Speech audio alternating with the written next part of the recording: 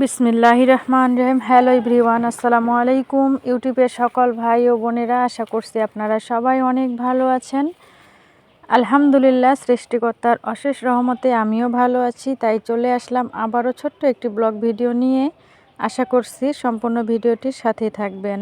এখন কিন্তু সকালবেলা, আর আমার ছোট্ট মেয়েটাকে নিয়ে যাচ্ছি মসজিদে। তো ওকে এইবারে মসজিদে দিয়েছি।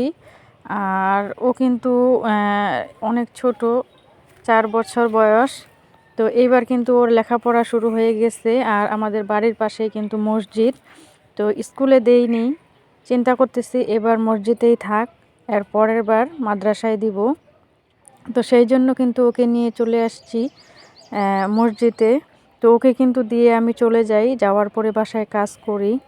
তো ওকে কিন্তু আমি দিয়ে দিলাম, আর ওদের ম্যাম কিন্তু চলে এসেছে, ওকে বসায় দিয়ে ওদের ক্লাস শুরু হয়ে গেছে। আমি কিন্তু চলে আসলাম, আসার পরে এখন কিন্তু আমি রান্না করতেছি। তো আগে কিন্তু ভাতটা বসিয়ে দিয়েছি, তো ভাতটা প্রায় হয়ে এসেছে। আর এদিক দিয়ে কিন্তু তরকারিগুলো কাটা বাছা করে নিয়েছি। তো সবজি রান্না করব, আর হচ্ছে পাতাকপি ভাজি করব। তো এগুলো কিন্তু আমি রেডি করে নিয়েছি। আর এদিক দিয়ে কিন্তু আমার ছোট্ট মেয়েটা, ও বলেছে যে আম্মু আমি মসজিদ থেকে এসেই কিন্তু নুডলস খাবো, আমার জন্য কিন্তু নুডলস রান্না করবা। তো ও ঘুম থেকে উঠেই কিন্তু তাড়াহুড়ো করে ওকে ফ্রেশ করে দিয়ে ওকে হালকা পাতলা কিছু খাইয়ে দিয়েছিলাম। আর ভাতটা হয়ে গেছে, এখন ভাতটা হওয়ার পরে আমি একটু নুডলসটা রান্না করব। তো ও কিন্তু আবার 10টা বাজলে এখনই চলে আসবে। তো সেই কারণে কিন্তু আগে নুডলসটা রান্না করে ওর জন্য রাখে দিই। ও যদি এসে দেখে যে নুডলসটা রান্না করিনি, তাহলে ফের আবার মনটা খারাপ করবে। তো সেই জন্য ভাবতেছি যে আগে ওর খাবারটা রান্না করে রাখি, তারপরে আমি এদিকে তরকারিগুলো রান্না করি। তো সেই জন্য কিন্তু আমি এখন নুডলস রান্না করতেছি। আর আমার বড় মেয়ে তো আছে, ও হালকা পাতলা নাস্তা খেয়েছে, ও নুডলস খাবে, কিন্তু ও ভাজা নুডলসটা একেবারে খায় না। ও কিন্তু সব সময় সিদ্ধ করে ওখানে মশলাটা দিয়ে ওইভাবেই কিন্তু খায়। তো ওকে বললাম যে তুমি যেহেতু এটা খাবা না, তাহলে তুমি ম্যাজিক চুলার মধ্যে করে নিয়ে খেয়ে নাও। তো ও কিন্তু ম্যাজিক চুলার মধ্যে নুডলসটা সিদ্ধ করে খেয়ে নিয়েছে। আর আমার ছোট্ট মেয়েটার জন্য তো এখানে ভেজে নিলাম। তো পাশাপাশি আমিও একটু খেয়ে পানি খেয়েছি। তো ইতিমধ্যে আমার মেয়ে চলে আসলো, আসার পরে ও কিন্তু নুডলসটা দেখে অনেক বেশি খুশি হয়ে গেছে। আসলে ছোট মানুষ যেটা চায় সেটা যদি পায়, ওর যে এত বেশি খুশি হয়ে যায় সেটা কিন্তু দেখলেই বোঝা যায়, তাই না? তো আমার মেয়েটা বলতেছে আম্মু তোমার খাবারটা অনেক বেশি ভালো হয়েছে, অনেক বেশি মজা হয়েছে। তো মায়ের হাতের খাবার অনেক বেশি মজা, আমার মেয়েটা কিন্তু এইভাবে বলতেছে, অনেক প্রশংসা করতেছে। তো ও আমার ছোট্ট মেয়েটা কিন্তু অনেক চালাক ও।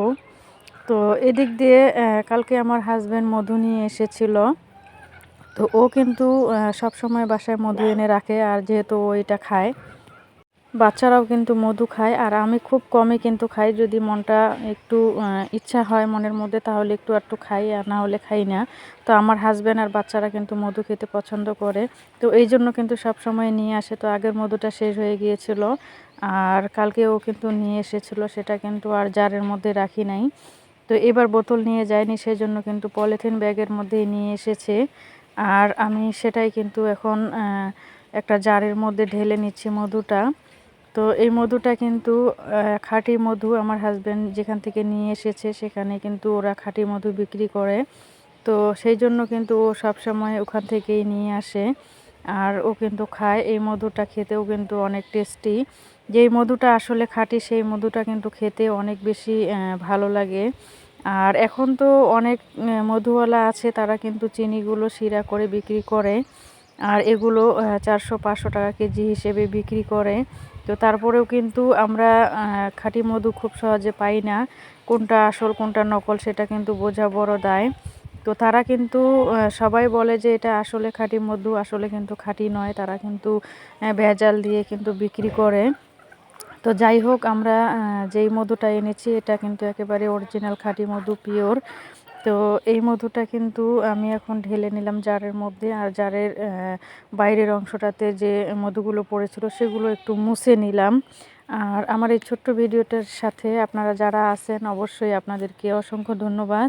আর এখনও পর্যন্ত যারা লাইক দেননি, আমার এই ভিডিওটি একটা লাইক দিয়ে ভিডিওটি অবশ্যই কন্টিনিউ করবেন, আর আপনাদের সুন্দর মতামত আমাকে জানিয়ে যাবেন। আপনার এই সুন্দর মতামত পেলে সামনের দিকে এগিয়ে যাওয়ার জন্য অনেক বেশি অনুপ্রেরণা জাগে মনের মধ্যে। আর আপনাদের অনুপ্রেরণা পেলে আমরা কিন্তু সামনের দিকে ভালো ভালো কাজ করার কিছুটা আগ্রহ পাবো। তো সবাই সবার পাশে থাকবেন, সবাই সবাইকে ভালোবাসবেন, এইভাবেই আমরা সামনের দিকে এগিয়ে যাব। তো আমি একটু মধু ফ্রিজের মধ্যে নিয়ে নিলাম যে একটু খেয়ে দেখি। তো সেই জন্য কিন্তু আমি একটু খেয়ে নিলাম। তো মধু কার কার খেতে পছন্দ অবশ্যই জানাবেন, আর আমার এই ভিডিওটি কেমন হয়েছে সেটাও জানাবেন। সবাই ভালো থাকবেন। আল্লাহ হাফিজ।